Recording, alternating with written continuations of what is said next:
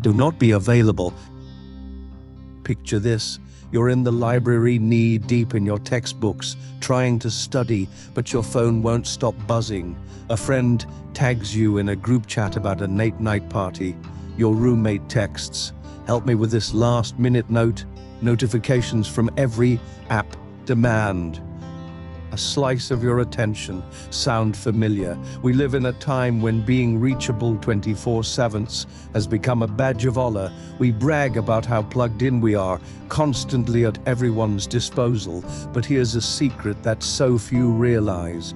Constant availability has a hidden cost. It chips away at your focus, your time, and your inner peace. Think of your attention as a candle flame. Every buzz or request is a gust of wind, threatening to douse it. Psychology tells us that attention is a limited resource. Renowned psychologist William James observed long ago that focusing on one thing implies withdrawal from some things. In order to deal effectively with others, you can't attend to everything at once. Every yes you give is a no to something else. Yet so many of us fall into the trap of saying yes to everyone. Maybe you're the friend who always helps with problems, who attends every study group and social event out of duty or loneliness. Others might admire how helpful you are, but inside you start to feel drained. You end your days exhausted, with pages unread and ideas unbuilt, because you spent your time building everyone else's dreams, not your own. What good is being helpful if you have no energy left to pursue your own goals? This isn't just a mood or a phase, it's a universal challenge. Even the greats of history knew this lesson. The Stoic philosopher Seneca warned that it's not that life is short, but that we waste much of it. Life is long enough, he said, if it were all well invested. But if we squander our hours on every petty demand, we might as well throw away our precious time. Marcus Aurelius, the Roman emperor, faced the very same issue of demands on his day. He said there is nowhere more peaceful and trouble-free a retreat than in the mind itself, reminding us we and renew ourselves even amid chaos. A recent study underscores these ancient lessons in modern language. Researchers note that an always on mentality comes with a big downside. People's stress levels skyrocket when they feel they have to be always available. After hours, pings and alerts can spike anxiety, ruin sleep, and leave us mentally exhausted. It's as if our minds are never allowed to rest. We end up being busy without being productive, tired without feeling accomplished. So here's the wake-up call. Recognize the trap. Being constantly available makes you guardian of everyone else's priorities while neglecting your own.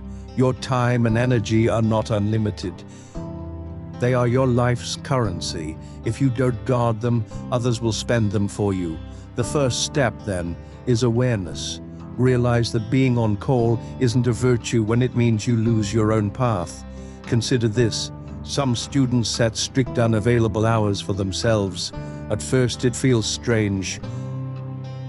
Others seem surprised, but soon people respect the boundary. They realize this student isn't ignoring them, just guarding something important. With fewer interruptions, that student's grades and happiness improve. This could be your story too.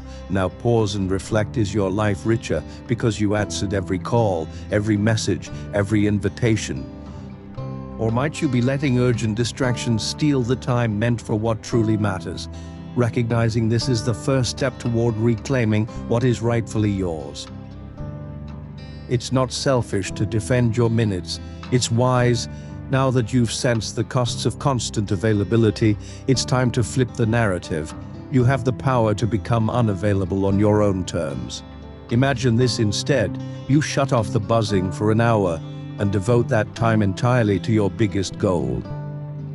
What could you achieve? Maybe learn a new skill, finish a project, or simply rest and recharge without guilt. Stoic sages taught something similar. They believed in directing every day to what matters. Marcus Aurelius advised us to stop letting ourselves be pulled in all directions. By retreating from non-essentials, you make room for purpose. Carl Jung hinted at the same thing. Look inward instead of chasing every outside demand. All of these voices agree.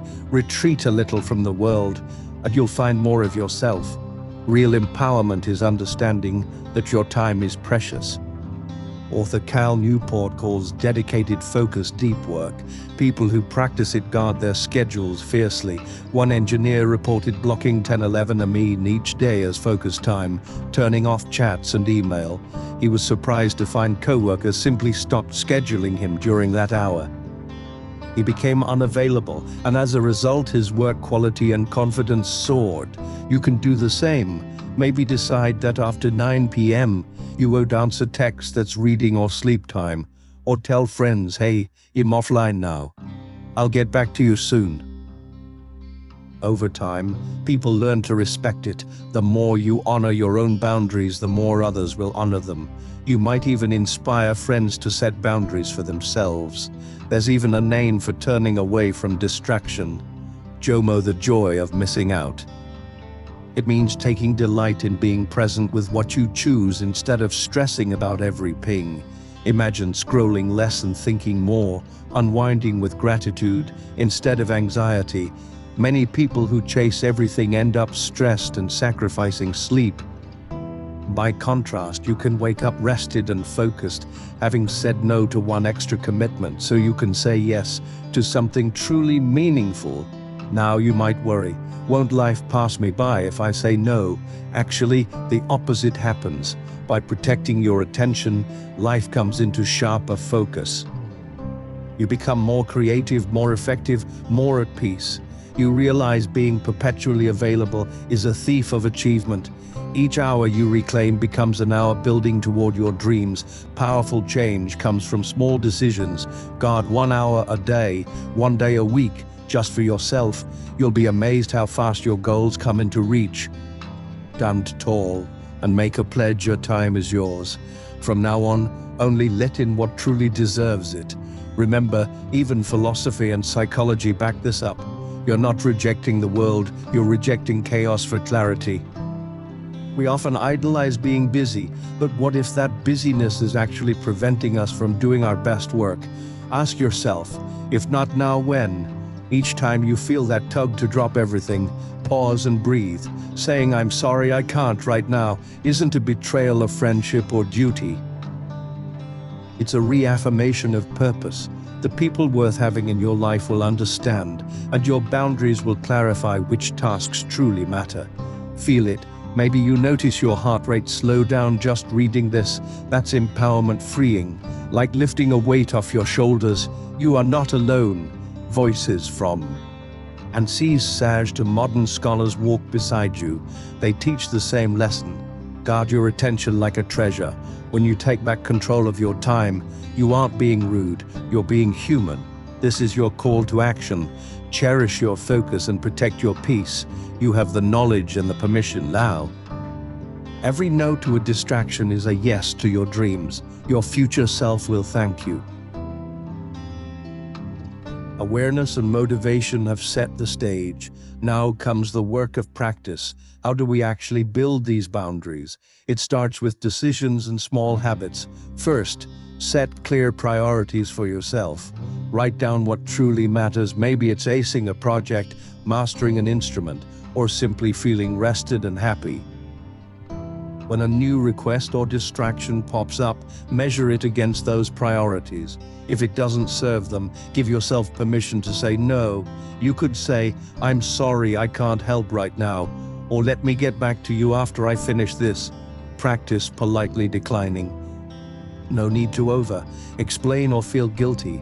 You're simply focusing on what you said you cared about. Second, schedule your time like it's a precious appointment.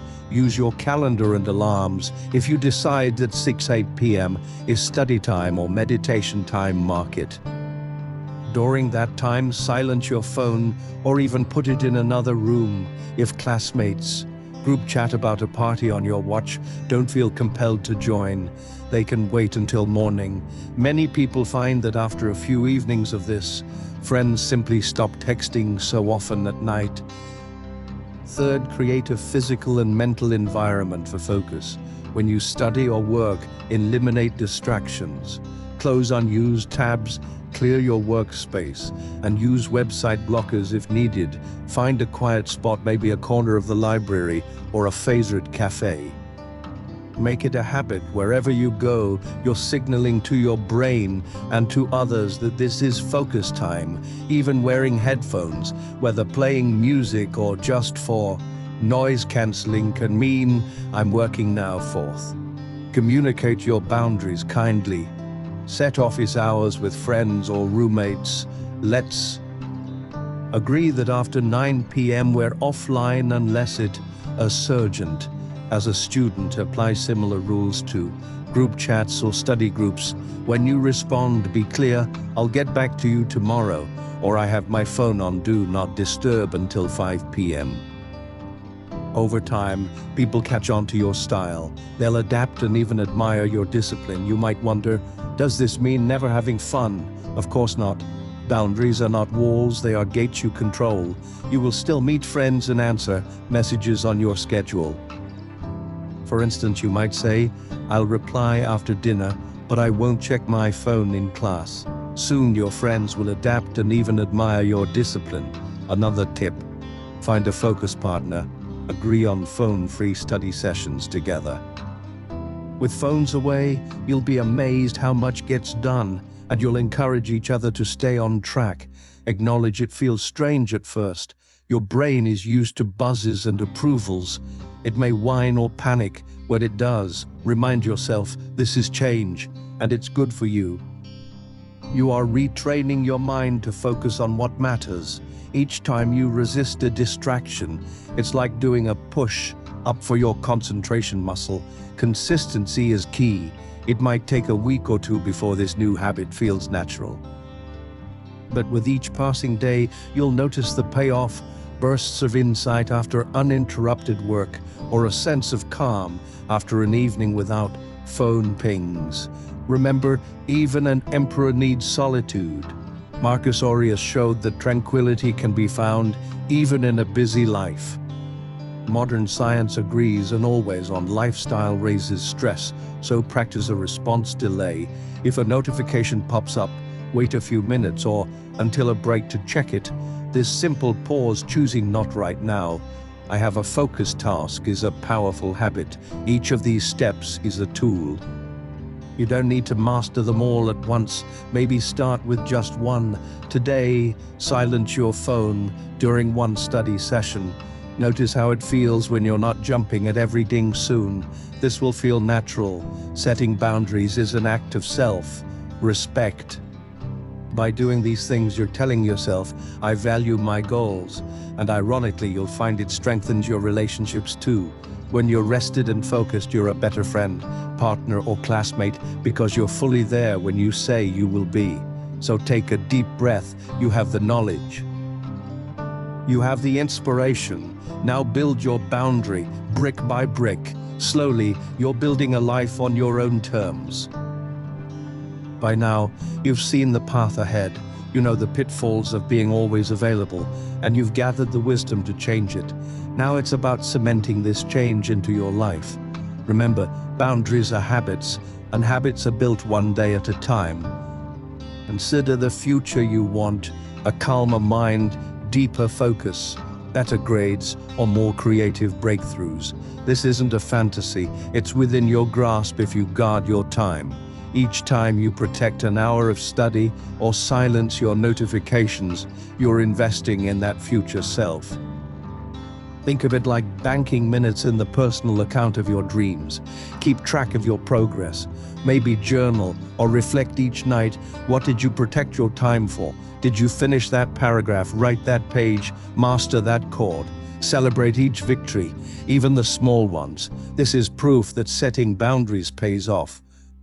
When doubt creeps in, remember why this matters. Are you doing this to be selfish or to become stronger? The answer is clear in your heart. You're doing it to become the best version of yourself. The friends who truly care about you will admire that, not abandon you. They'll see that the quieter you come back, the more you have to give. If someone is frustrated that you're not immediately available, stand firm, gently say, "I want to give you my full attention, but right now I have a commitment. I hope you understand." If they're reasonable, they will. If not, you've learned who respects your needs. Imagine looking back a year from now. You'll see the seeds you planted. Perhaps you aced that project, started that art series, or simply felt more joy and calm. This could be your reality, and it all starts with the choices you make today. You're not alone in this journey. Everyone from your great-great-grandparents to future generations wrestles with life's demands. The heroes of history, artists, scientists, leaders, all had to say no to many things to say yes to their destiny. Today, it's your turn.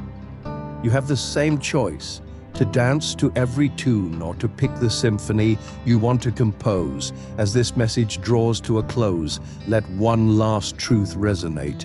You are worth your time and attention. You deserve to protect your peace. You've given me your attention to this message. Now give yourself permission to turn that attention inward.